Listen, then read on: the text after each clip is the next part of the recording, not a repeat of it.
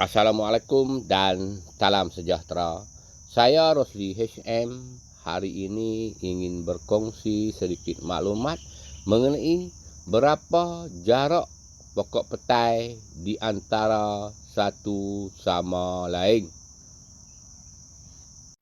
Sebelum kita tanam pokok petai, seeloknya kita kenali dahulu apakah ciri-ciri pokok petai.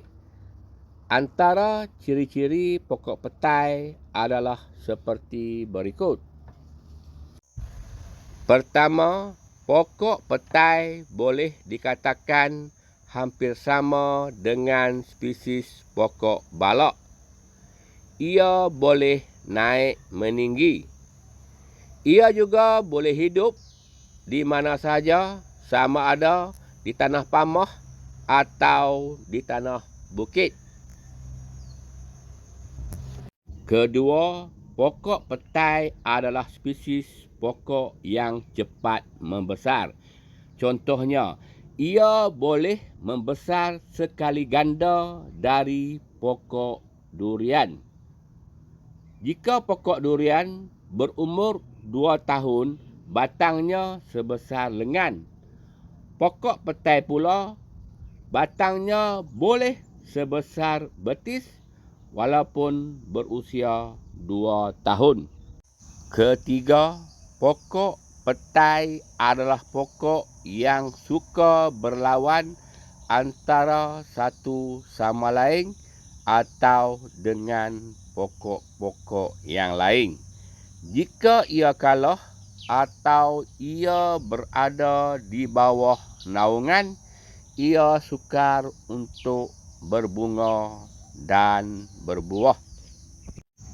Contohnya, pokok petai dari baka petai padi mudah kalah kepada pokok petai dari baka petai kampung atau baka petai nering.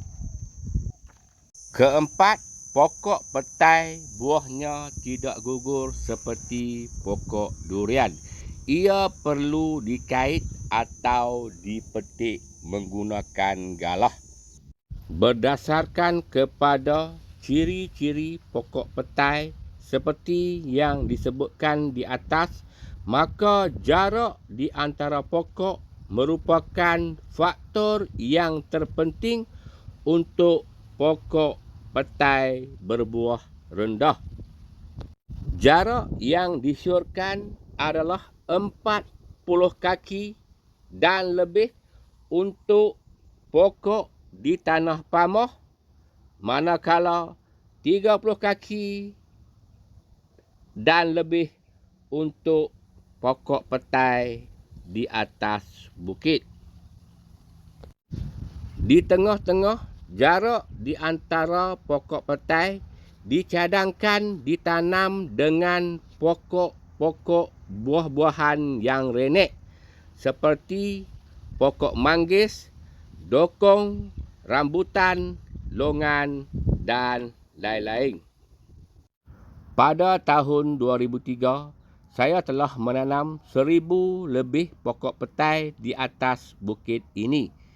Pokok ditanam tidak mengikut jarak. Ada 6 kaki, ada 8 kaki, 10 kaki, 12 kaki, 15 kaki, 20 kaki, 30 kaki dan lain-lain. Ini adalah kawasan di tengah bukit. Pokok petai di kawasan ini ditanam dengan jarak yang terlalu rapat, antara 6 kaki hingga 20 kaki. Pokok petai di kawasan ini ia naik meninggi. Kerja-kerja mengambil buah agak sukar, perlu orang panjat. Kawasan ini adalah kawasan yang menghampiri puncak bukit dan kawasan puncak bukit. Pokok petai di kawasan ini banyak yang ditanam dengan jarak antara 20 hingga 30 kaki.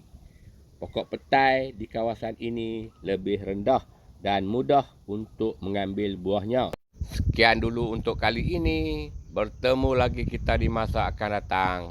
Saya Rosli HM. Sekian. Terima kasih.